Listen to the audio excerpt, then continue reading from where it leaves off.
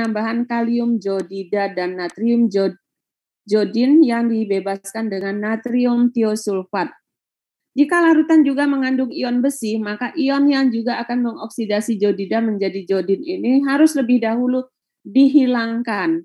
Hal ini bisa dilakukan dengan menambahkan natrium fluorida ke dalam larutan sehingga besi valensi 3 akan diubah menjadi kompleks Fe(F6)3- yang stabil.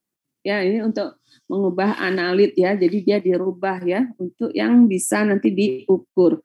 Nah, kemudian cara lain adalah dengan pemisahan secara fisika, misalnya dalam penentuan kadar magnesium dalam sampel yang juga mengandung ion besi, dan magnesiumnya akan diendapkan sebagai bentuk oksalat. Untuk ini terlebih dahulu kita harus mengendapkan besi sebagai hidroksida dengan penambahan amonia pada pH sekitar 6,5, di mana pada pH ini magnesium tidak akan mengendap. Cara pengendapan ini paling umum digunakan dalam analisis gravimetri, misal dalam penentuan klorida, di mana unsur ini diendapkan sebagai perak klorida, kemudian disaring dan dikeringkan dan ditimbang. Ini nanti kita pelajarin setelah galat ya, kita masuk untuk analisa kation. Nah, kemudian pengukuran dapat dilakukan dengan cara kimia, fisika, atau biologi. Teknik pengukuran yang digunakan dapat dikelompokkan menjadi metode bisa titrimetri, bisa gravimetri, maupun instrumental. Jadi sesudah tadi dapat ya pengubahan untuk dapat diukur ya. Nah, kemudian kita melakukan pengukuran. Sudah melakukan pengukuran, perhitungan, dan penafsiran pengukuran. Tahap terakhir dalam suatu analisa adalah perhitungan presentasi analit dalam sampel. Metode titrimetri dan gravimetri misalnya didasarkan pada hubungan stokiometri sederhana dari reaksi kimia. Dalam spektrofotometri absorbansi, sifat yang diukur berbanding lurus dengan konsentrasi analit dalam larutan. Dalam penafsiran hasil pengukuran harus dipertimbangkan adanya kesalahan atau galat. Jadi intinya kita sebetulnya mau melihat galat ya, galat itu seperti apa ya. Untuk ini perhitungan terus mengubah untuk menjadi yang dapat diukur, itu nanti kita pelajarin setelah ini. Kita masuk ke galat. Nah, sekarang galat dan pengolahan data analitik. Galat adalah perbedaan numerik antara nilai yang dihitung dengan nilai sebenarnya. Nilai sebenarnya dari suatu kuantitas adalah sesuatu yang kita tidak pernah tahu secara pasti.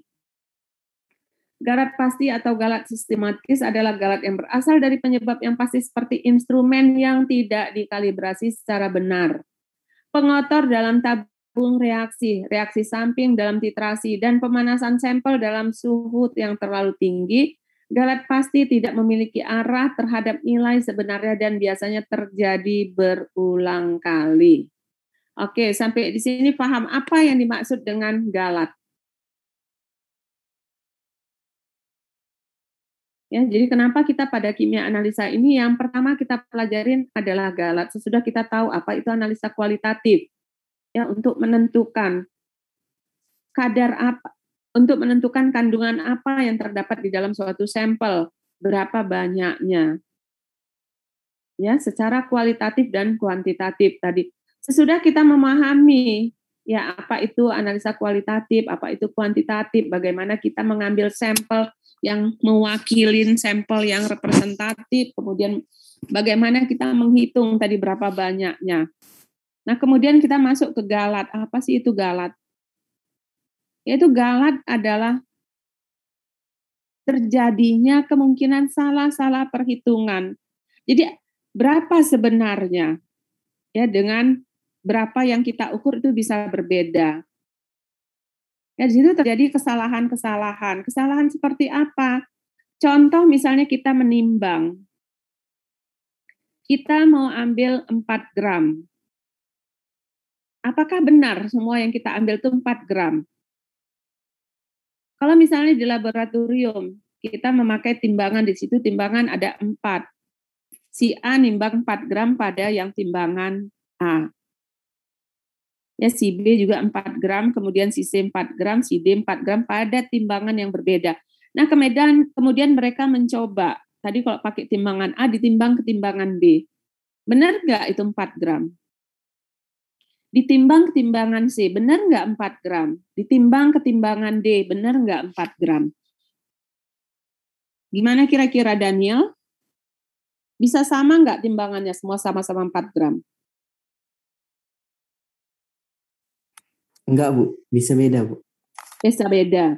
Nah, itulah dia perbedaannya. Kenapa bisa beda? Padahal kita sama-sama 4 gram. Kenapa bisa terjadi perbedaan? Ada yang tahu? Karena perbedaan jenis dari timbangannya. Nah, untuk mengatasi itu macam mana?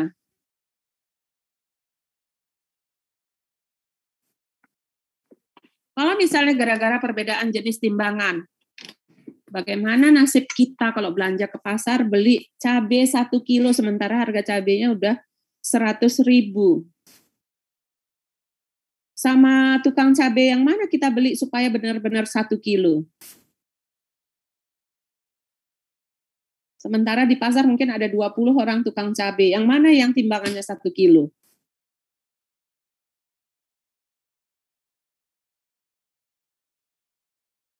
Jadi untuk mengatasi tadi terjadinya kesalahan seperti itu, atau biasa disebut dengan galat dalam kimia analisa ya, yang pertama-tama dilakukan adalah menstandarisasi timbangan untuk memperkecil galat. Nanti udah distandarisasi kemungkinan terjadi juga kesalahan seperti itu. Jadi apa itu standarisasi? Timbangan tersebut harus dikalibrasi. Ya, timbangan dikalibrasi. Kemana dikalibrasi? Melalui meteorologi, badan meteorologi. Meter ya, meteorologi, bukan meteo. Melalui badan meteorologi, timbangan tadi dikalibrasi.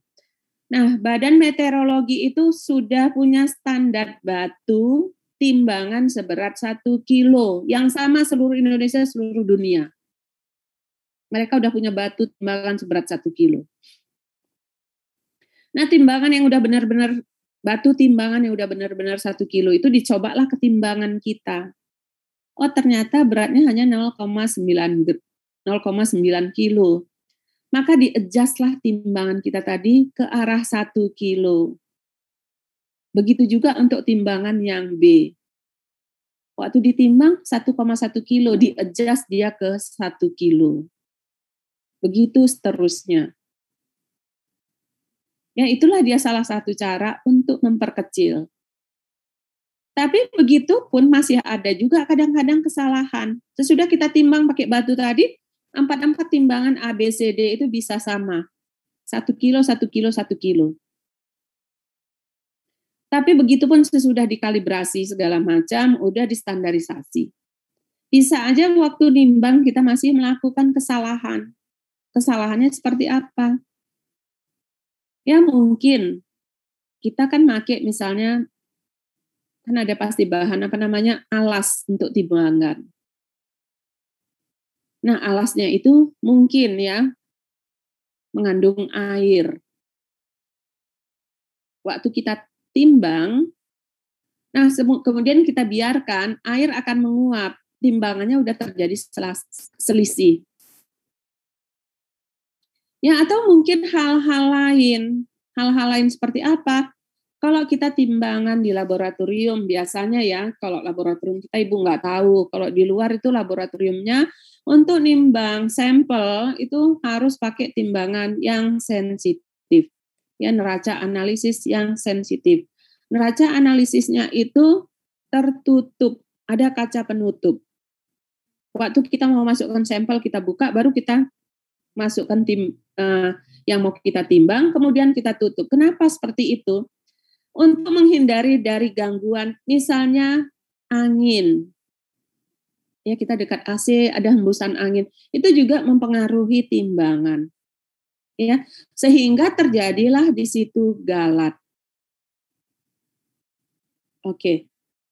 Ada pertanyaan kira-kira sampai di sini?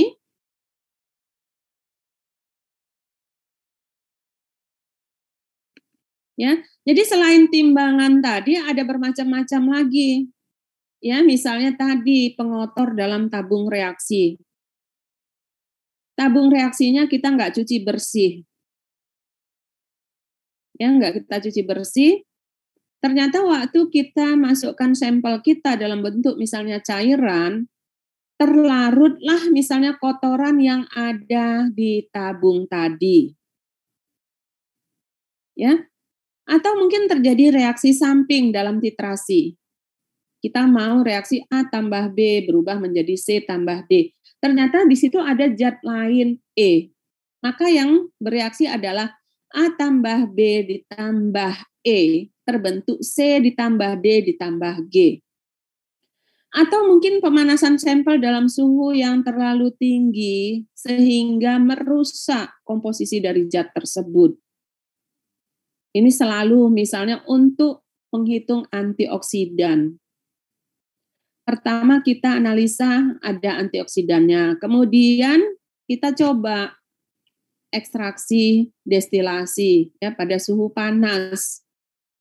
Nah terjadi penguapan di situ mungkin yang terlalu tinggi sehingga terbang kemana-mana tidak dapat dikondensasikan. Itu juga bisa. Jadi galat pasti tidak memiliki arah terhadap nilai sebenarnya dan biasanya terjadi berulang kali. Inilah dia ya, galat itu selalu terjadi berulang kali. Oke, kalau nggak ada pertanyaan kita lanjut. Izin Bu, Ya. artinya semua alat itu wajib dikalibrasi ya? Sebetulnya harus. Ya, timbangan itu harus dikalibrasi. Bentar, mana tadi kok nggak nampak? Timbangan harus dikalibrasi. pH harus dikalibrasi. Itu seharusnya pH meter misalnya. Dari mana tahu kita pH kita, bahwasanya pH kita itu adalah misalnya 4. Pakai pH meter A 4, pakai pH meter B 4,1, pakai pH meter C 3,9. Yang mana yang benar? Jadi pH meter juga harus dikalibrasi. Semua alat ukur itu harus dikalibrasi untuk kita menghindari terjadinya galat yang jauh lebih besar. Oke. Ada pertanyaan lagi? Enggak. Semua paham ya?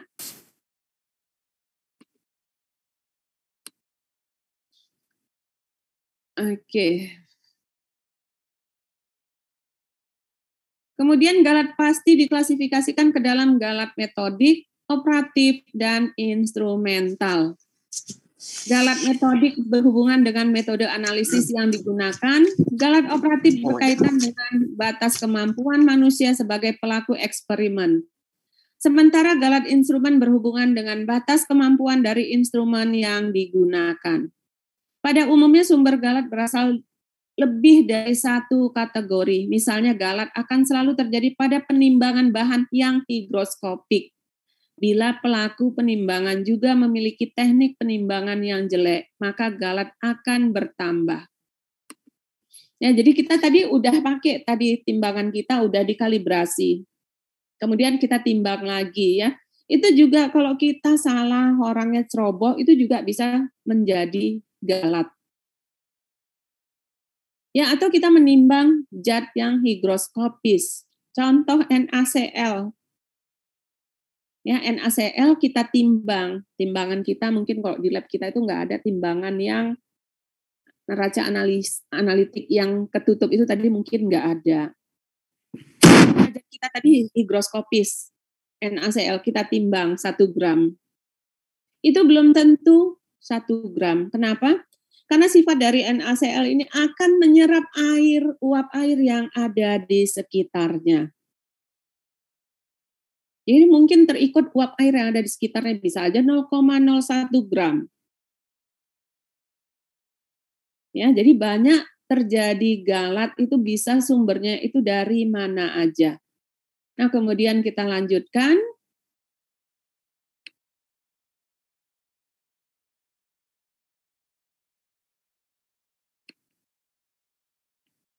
Nah, kemudian galat adalah mana dia tadi? Bentar. Kemudian ada galat konstan. Galat konstan atau galat pasti dapat pula digolongkan sebagai galat konstan. Galat konstan tidak tergantung pada besarnya kuantitas yang diukur dan akan menjadi kurang signifikan apabila kuantitas bertambah. Sebagai contoh, bila nilai akhir galat konstan adalah 0,1 mili pada suatu rangkaian titrasi, hal ini menunjukkan galat relatif sebesar 1% untuk contoh yang membutuhkan 10 mili titran. Namun hanya 0,2 bila titran yang dibutuhkan sekitar 50 mili. Ya, jadi galat itu bisa nampak dia semakin kecil, jadi tergantung dari sampelnya. Untuk sampel 10 mili terjadi itu 1%. Tapi ketika sampel 50 mili, maka kemungkinan itu 0,2% ya. Nah, kemudian galat proporsional. Galat ini terjadi bila suatu substansi yang mengganggu ada dalam sampel. Misalnya dalam penentuan jodometrik suatu oksida seperti klorat. Unsur oksida lain seperti bromat dapat menghasilkan nilai yang lebih tinggi bila kehadirannya tidak diperhitungkan. Dengan mengambil sampel yang lebih besar, galat total akan bertambah, namun galat relatif tetap konstan apabila dihasilkan dari sampel yang homogen. Galat tidak pasti merupakan keterbatasan final dan tidak dapat dihindarkan jika pengukuran dilakukan oleh manusia. Namun penyebab pastinya tidak dapat ditentukan. Galat ini mengarah ke hasil lebih tinggi atau lebih rendah dengan probabilitas yang sama. Galat ini bisa dikurangi dengan cara pengulangan pengukuran. Jadi untuk menghindari galat tuh kadang-kadang kita melakukan beberapa kali pengukuran. Ya, makanya selalu kita mengerjakan sesuatu itu secara triplikat, 3 kali pengukuran, kemudian diambillah rata-ratanya, kemudian dilihatlah berapa standar deviasinya, berapa terjadi penyimpangannya, batas atas berapa, batas bawah berapa, mana sampel-sampel yang masuk, ya mana sampel-sampel yang dibuang. Ya, itu dia ya. Jadi itu banyak sekali terjadi kesalahan-kesalahan ketika kita melakukan kimia analisa, baik secara biasa ya tanpa menggunakan alat ya, ataupun analisa menggunakan alat instrumen. Oke ya, kita di sini kasih contoh sedikit ya tentang kesalahan-kesalahan yang terjadi, misalnya untuk pengukuran pipet aja. Ini nampak ya. Untuk kita melihat pipet ini masing-masing orang membacanya berbeda-beda. Coba berapa kira-kira ini? Ada yang tahu ini berapa? Izin menjawab Bu, 5 Bu. Yang pertama ini 5. Yang lain? 4,45 Bu. 4,49. 4,49. Yang lain? Ini tergantung ketelitian kita. Tadi ada yang 5, ada yang 4,49. Kita lihat berapa sesungguhnya. Antara 4,48 sampai 4,50. Karena 4-nya di mana? 4 di sini, 5 di sini. Di sini adalah 4,5. Jadi pembacaan kalau kita real melihat pipetnya itu pembacaan berbeda. Ini karena gambar. Kalau kita melihat pipet kita harus mata kita sejajar dengan meniskus yang ada. Mata kita harus sejajar di titik ini. Baru kita bisa mendapati angka yang mendekati benar. Tapi begitu pun tetap terjadi kesalahan tergantung tadi orang melihat. Ada yang dia tadi titik meniskusnya dia nggak tepat melihatnya. Ada yang memang matanya kurang bagus. Ada yang memang ceroboh. Nah, kalau yang kedua berapa kira-kira? Bisa menjawab Bu, 5,1 Bu. Berapa? 5,1 Bu. 5,1. Yang lain? Izin menjawab Bu. 4,8. 4,8. 4,85 Bu. 4,85. Oke ya, kita lihat berapa. 4,86, 4,87. Ini baru gambar yang udah jelas gitu. Ya semuanya jadi kita punya penafsiran sendiri. Berapa sih antara tadi 4, berapa itu 4,42, 44, 46. Oke, 4,5, 4,6, 4,7, 4,8. Dari 4,8 ke 4,9 itu kita waktu nentukannya itu ya. Jadi ada yang ke 4,85. Ada mungkin sanksi dia buat 4,855. Ya, tergantung lagi. Kalau yang nomor 3 berapa? 5, Bu. 5, Bu. 5. Oke.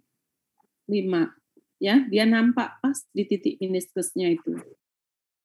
Ya, tapi ada juga orang nggak berani mengatakan itu 5. Sepertinya enggak. 4,99. Itu bisa aja orang bicara seperti itu. Oke ya, apalagi kalau yang nggak tahu, yang mana yang dilihat kalau seperti ini. Yang dilihat bukan meniskus mungkin, oh yang paling banyak, ini yang paling tebal. Akhirnya dia bilang 4,9. Ya itu kira-kira yang dimaksud dengan galat. Oke. Izin Ibu, Bu, Zoom kita 1 menit lagi ya Bu. Ntar kita pindah Zoom sebentar Bu. Berapa? 1 menit lagi? Iya Bu. Ya udah keluar aja kita dulu ya, Ya. karena Ibu Izin ya Bu ya. Ya, oke ya. Izin ya Bu. Yuk.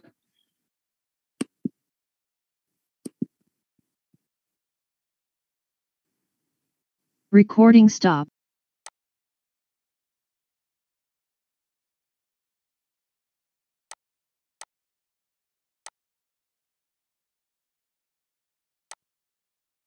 Oke, udah masuk semua. Ibu rasanya kurang sehat ya? Nggak tahu Ibu, kok dingin kali badan Ibu. Ya mungkin nggak lama kita kuliah ya. Ini Ibu, selesaikan aja dulu ya analisa kation. Oke ya, kita.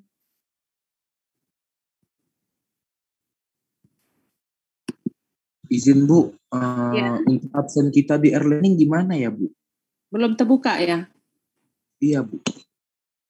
Nanti coba Ibu buka ya, nanti kita. Tapi yang ini kok terbuka ya, yang si kelas C. Kelas A. Izin Bu, belum kurang tahu juga Bu. Tapi ini Stephen bikin absensinya sementara di Givom dulu Bu. Ya di Google Form, nanti kalau memang nggak bisa, nanti mungkin Ibu coba ke jurusan, nanti dimasukkan secara manual mungkin Ibu masukkannya. Iya Bu. Nah, ya, tapi masukkan aja dulu Google Form ya. Ini yang kuliah kita keberapa? Kuliah kita pertemuan ketiga Bu. Pertemuan ketiga, kita kan tinggal masuk pertemuan keempat, kemudian yang kelima kan kita apa ya? Capaian pembelajaran ya. Iya Bu. Oke, ya kita lanjut aja dulu, nanti absennya nggak apa-apa ya, kita urus nanti ya. Oke, Baik, kita Bu. lanjut ya.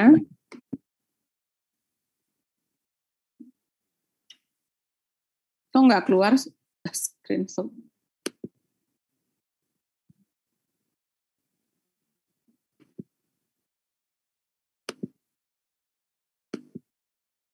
Nah, sekarang kita di sini belajar tentang prinsip dari analisis anion dan kation. Inilah dia analisa, kimia analisa itu. Ya. Apa sih analisa kation dan anion?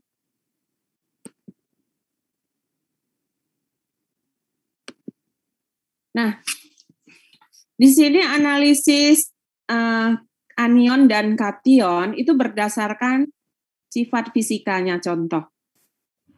Jadi sifat fisika itu seperti apa? Sifat yang dapat diamati langsung. Misalnya sampel kita lihat warnanya apa. Oh, cairan warna bening, apa kira-kira? Cairan warna bening kuning, apa kira-kira? Cairan warna hijau, apa kira-kira? Atau mungkin bebatuan warna kuning, bebatuan warna hitam, dan sebagainya. Ya, jadi yang pertama-tama kita melihat secara sifat fisiknya dulu. Warna.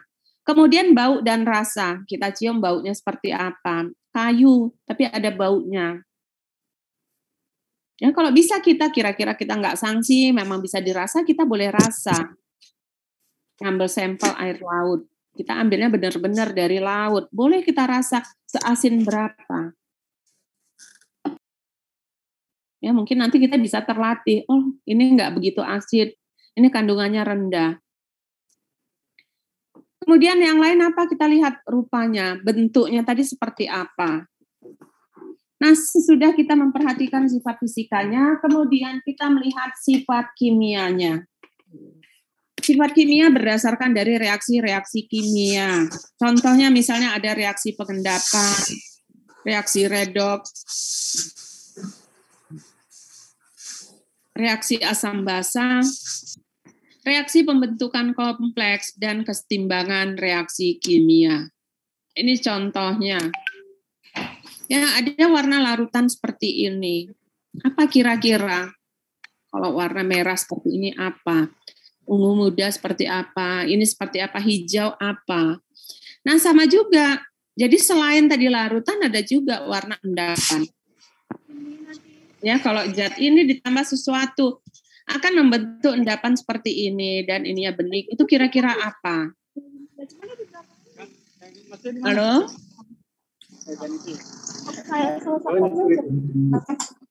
Aulia? Udah.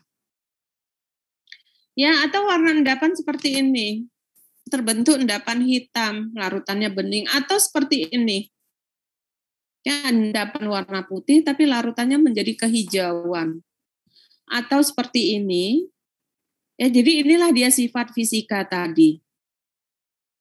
Ya, kita lihat bentuknya, kita lihat warnanya. Bila perlu kita rasa, kita cium baunya. Nah, kemudian ini ya tadi contoh dari sifat fisika untuk bau. Contoh asam asetat.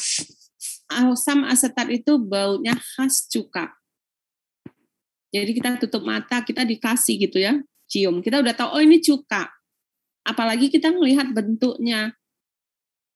Oh, cairan warna putih bening.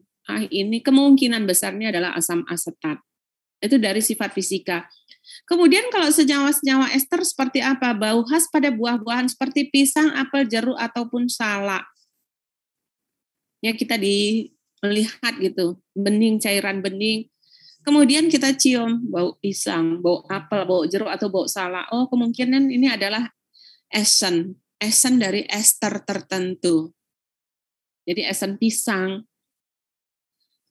Kemudian ada juga dari hidrogen sulfida. Seperti apa hidrogen sulfida? Baunya khas belerang, bau sampah busuk. Nah, kalau dari rupa seperti apa? Contoh misalnya kalau H2CRO4, itu adalah biasanya butiran berwarna kuning.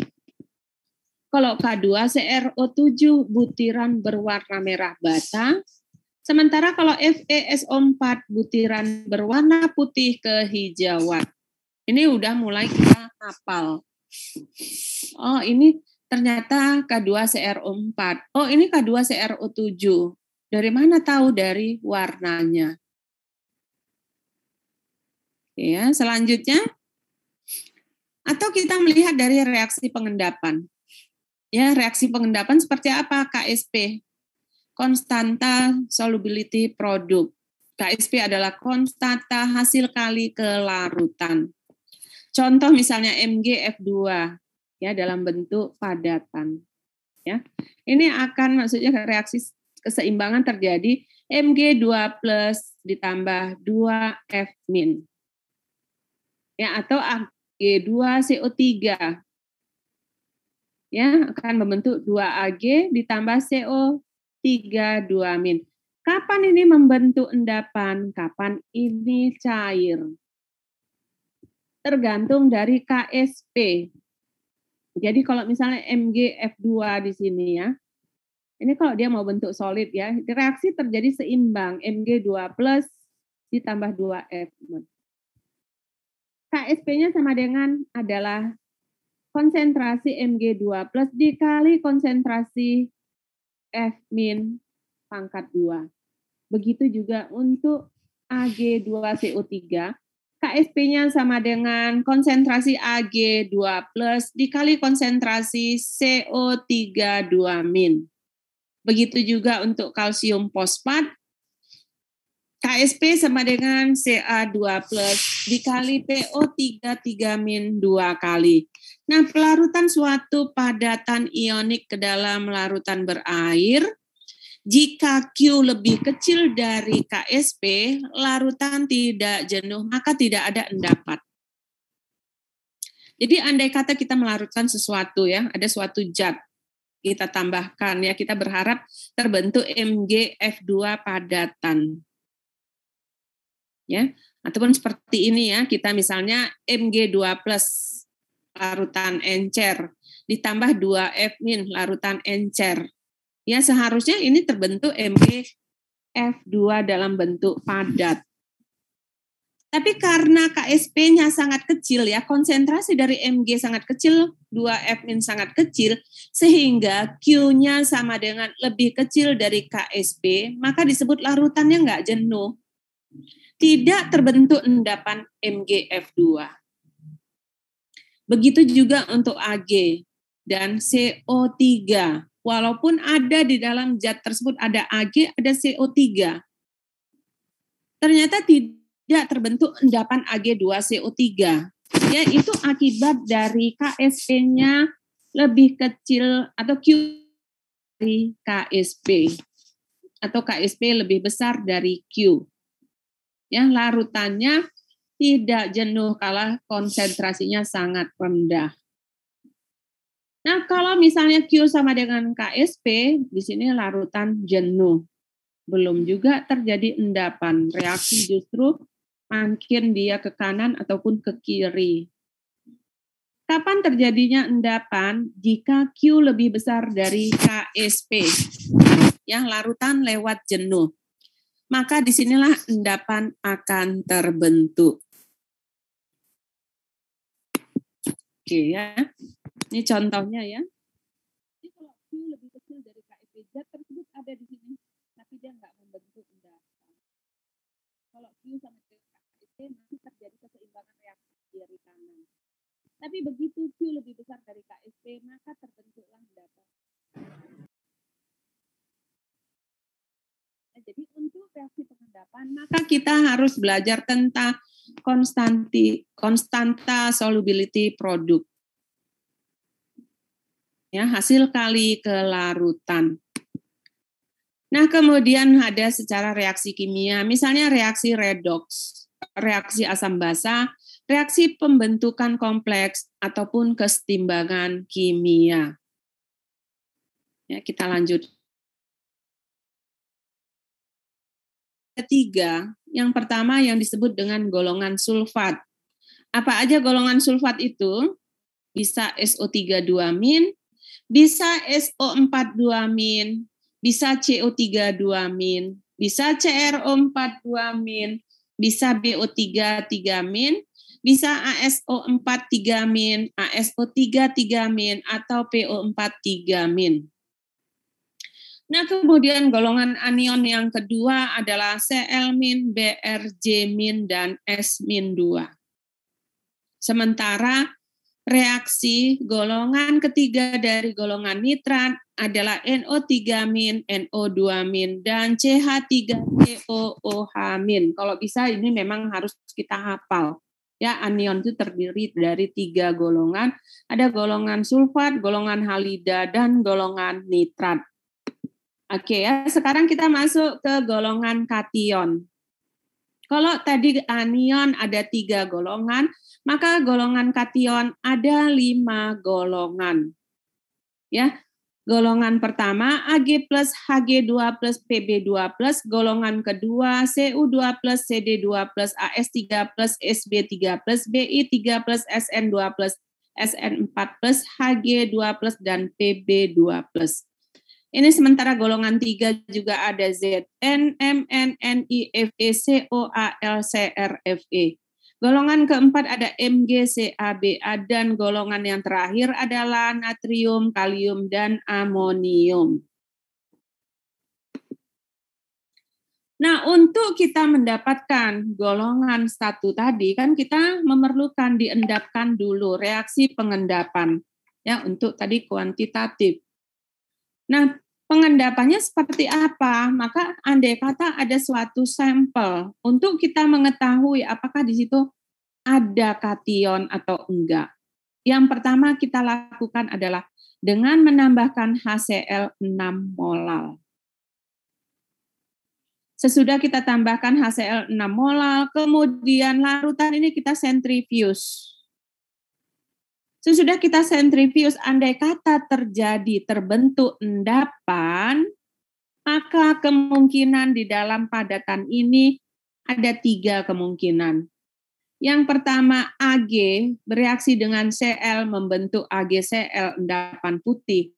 Yang kedua, kemungkinan Hg bereaksi dengan HCl membentuk Hg2Cl2 endapan putih. Dan yang ketiga, kemungkinan Pb ditambah HCl membentuk PbCl2 endapan putih. Ya, dari sini kita udah dapat 2 jenis ya. Yang satu larutan, yang satu padatan. Padatannya kemungkinan besar adalah AgCl, HgCl maupun PbCl. Tapi bisa aja ada AgCl tapi tidak terendapkan. Kenapa? Karena Q-nya tadi lebih kecil dari KSP, sehingga Ag tidak terendapkan oleh Cl yang ada. Bisa aja terjadi.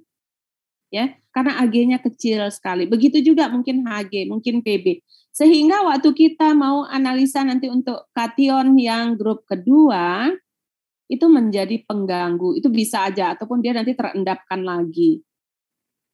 Ya. Ini tadi ya untuk analisa kation golongan 1.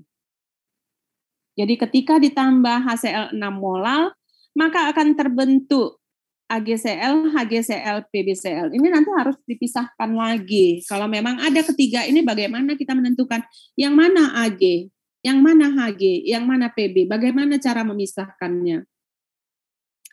Oke, nah berarti di larutan ini ada kemungkinan 4 kation lagi, 4 jenis kation.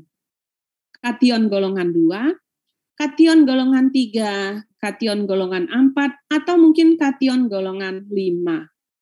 Nah, untuk kita masuk ke kation golongan 2, apa yang kita lakukan? Maka coba kita tambahkan H2S, ya, sampai pH-nya mencapai 0,5. Jadi kita tambahkan H2S, kemudian kita ukur pH-nya. Ya, mencapai 0,5. Kemudian kita sentrifuge, jika terbentuk endapan, maka ada kemungkinan di dalam endapan ini terbentuk kation Cu, Cd, Hg, As, Sb, Bi, Sn, Sn, dan Pb berikatan dengan S. Nah, sisa yang ada di dalam larutan adalah larutan golongan 3, 4, 5 kationnya. Tapi begitu pun sama juga, kemungkinan juga di sini sebagian mungkin Cu nggak mengendap. Kenapa? Karena konsentrasinya terlalu lemah. Atau kemungkinan di sini juga Ag-nya terendapkan, bisa aja. Ya, jadi di sini larutan ini ada 3 kemungkinan, kation golongan 3, 4, 5.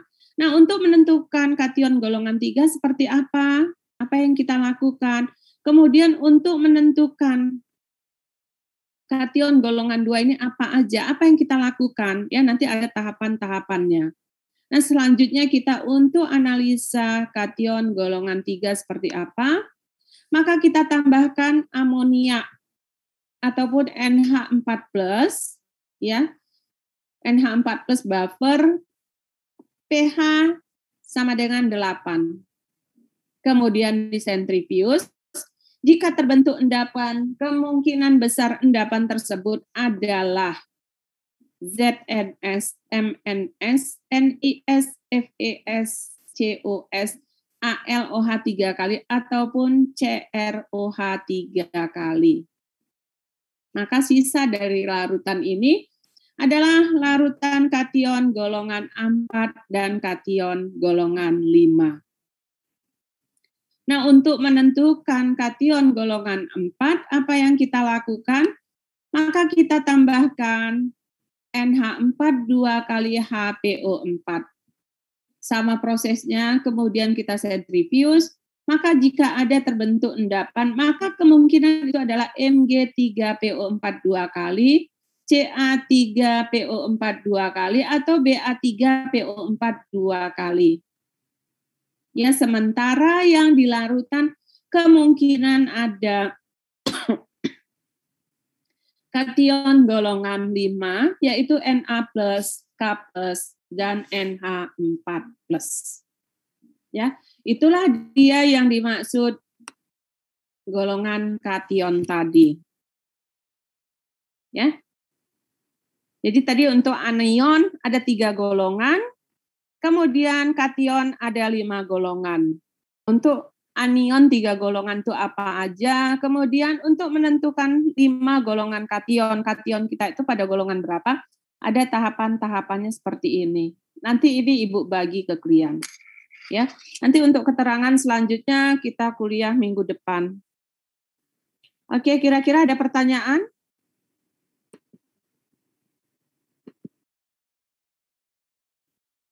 Ya, untuk ini kita selesai. Ada pertanyaan enggak? Ibu kurang sehat, Ibu rasa Ibu tutup kuliah kita sampai di sini. Udah absen? Udah, Bu. Udah, Bu. Ya. Berarti biar learning belum bisa, Bu. Ya, Biar learning belum bisa, Bu. belum bisa learning ya. Ibu nanti coba ya, Ibu nanti ke jurusan lagi ya, coba minta bantu macam mana ya. Izin, Oke Bu. ya. Ya, Stephen. Untuk buka kamera untuk semua mahasiswa, Bu, dibikin dokumen pembuktian pembelajaran pertemuan ketiga, Bu. Oke, semuanya buka kamera ya. Sebentar. Untuk ininya udah screenshotnya. Belum, Bu. Oke, screenshot dulu. Berarti Ibu share screen ya.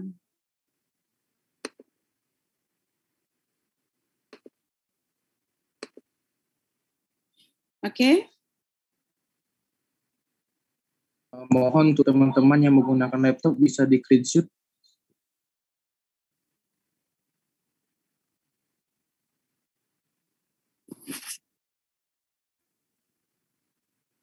Udah?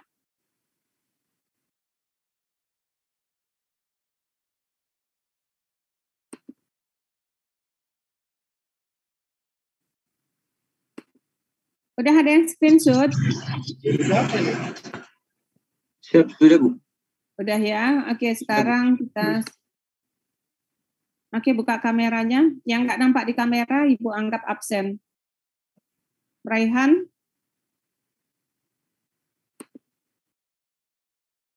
Azwa Azana, Dian, Putri, Maulisa, Azwa,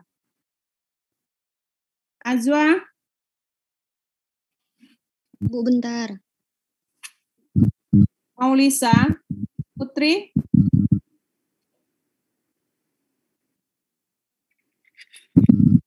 oke, Putri yang nggak nampak ya, Putri Harisma.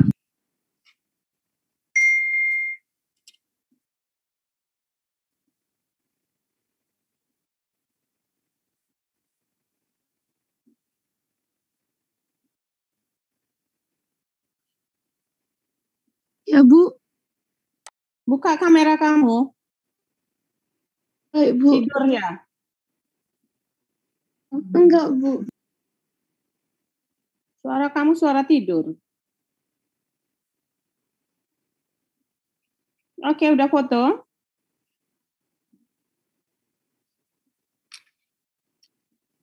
Udah, Bu. Udah di foto. Udah di screenshot, Bu.